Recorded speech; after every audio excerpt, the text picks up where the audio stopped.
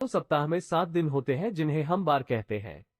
रविवार, सोमवार, मंगलवार, बुधवार, गुरुवार, शुक्रवार और शनिवार इन 7 दिनों के विशेष नाम हैं, जो कि उन गिराओं के नाम पर रखे गए हैं जिन्हें अपनी आंखों से देख सकते हैं।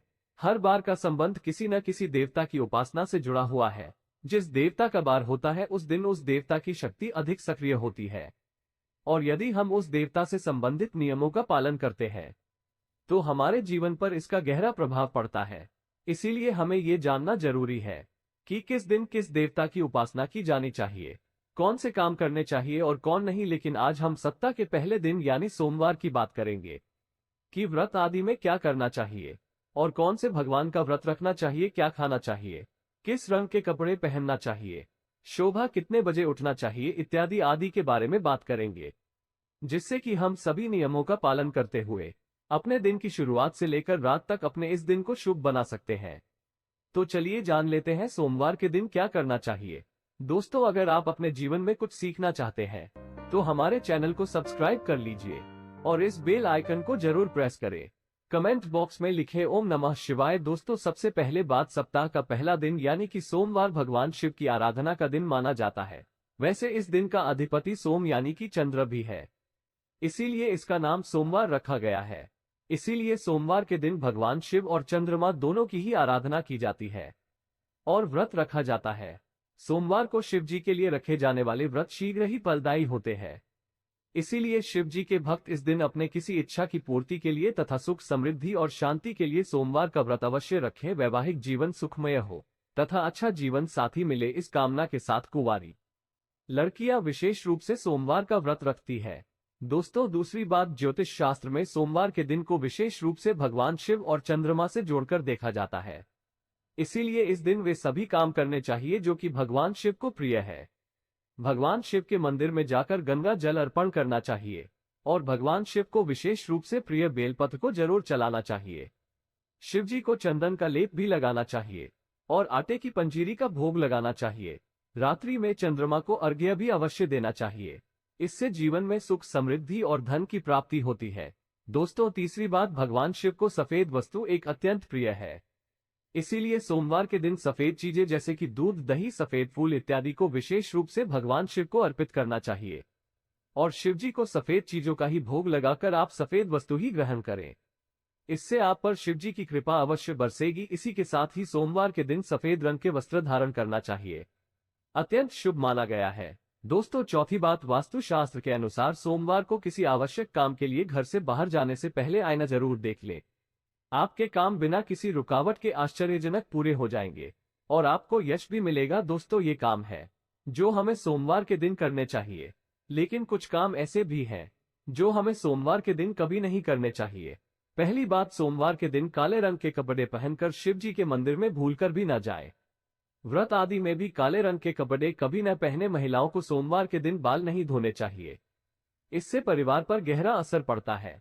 सोमवार के व्रत में व्रतधारी को थोड़ा संयम रखना चाहिए, इससे शिव जी क्रोधित हो जाते हैं।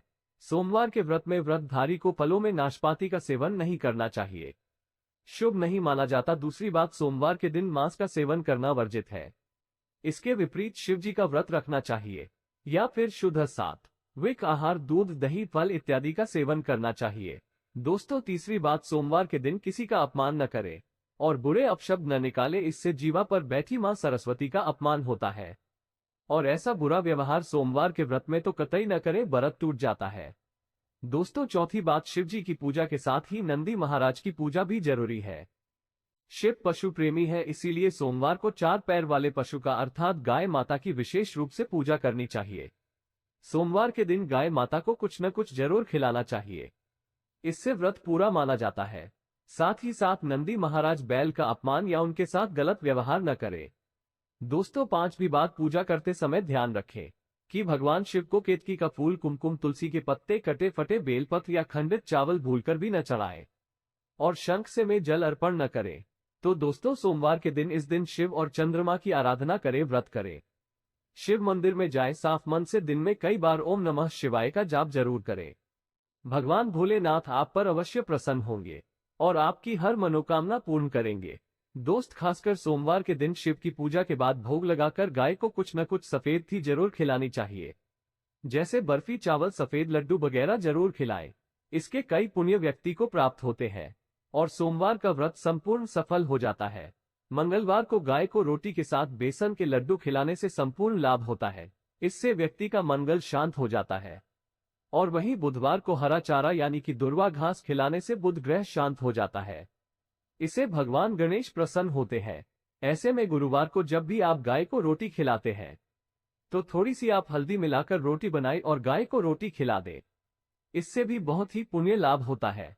आपको जीवन में लौकिक और अलौकिक दोनों ही फलों की प्राप्ति हो जाती है। शुक्रवार के दिन गाय को खीर खिलाने से शुक्र ग्रह मजबूत होता है। देवी लक्ष्मी प्रसन्न होती है, जिसके कारण व्यक्ति मालामाल हो जाता है। माता लक्ष्मी मेहरबान हो जाती है। माना जाता है कि शनिवार के दिन गाय को काले तिल और उड़द पीसकर गेहूं के आटे में डालकर रोटी बनाकर खिलाने से शनि दोष शांत हो जाता है। दोस्त, वहीं हर रविवार को रोटी के साथ गुड़ मिलाकर गाय को खिलाने से सूर्य की महादशा ठीक हो जाती है। व्यक्ति निश्चित तौर पर धनी बन जाता है। दोस्तों, आप एक परेशानी आती है कि शहरों में लोग ऊंचे ऊंचे फ्लैट में रहती है। फ्लैट सिस्टम होने के कारण गाय को रोटी खिलाने में जिसे भी परेशानी आती है, उसके लिए एक उपाय है। आप जिस सोसाइटी में रहते हैं वो गेट कीपर तो जरूर होगा। आप पहली रोटी बनाकर उस गेट कीपर को जरूर दे दे। जरूरी नहीं होता कि आप अपने हाथ से ही गाय को रोटी खिलाएं। आपके घर से तो रोटी का भाग निकल ही गया ना, इसीलिए आप गाय को रोटी गेट कीपर को दे दे। जब गेट कीपर गाय को रोटी दिया तो गाय आना अपने आप शुरू कर देगी, क्योंकि नियमित रूप से जिस घर से गाय को रोटी खिलाई जाती है, गाय अपने आप ही उस घर के दरवाजे पर आना शुरू कर देती है। फिर जब गौमाता आना शुरू कर दे तो कोशिश करे कि गेट कीपर से उसके आने का समय पूछ ले, फिर उस समय जाकर गाय को रोटी खिला दे। दोस्तों, एक बार जब आप अपने हाथों से गाय को रोटी खिला देंगे तो वो जरूर अपना भोग लेने आएगी। गाय एक निश्चित समय पर आकर सबके दरवाजे से अपना भोग ले लेती है। थोड़ा समय आगे पीछे हो सकता है, पर गाय माता घर की चौखट पर आती जरूर है और गाय दरवाजे पर आकर जोर जोर से पुकारती भी है ताकि आप उसे रोटी खिला दे। अगर आपने भी गाय को रोटी खिलाई है तो समझो आपने 33 करोड़ देवी देवताओं की सेवा की है और आपको इसका लाभ बहुत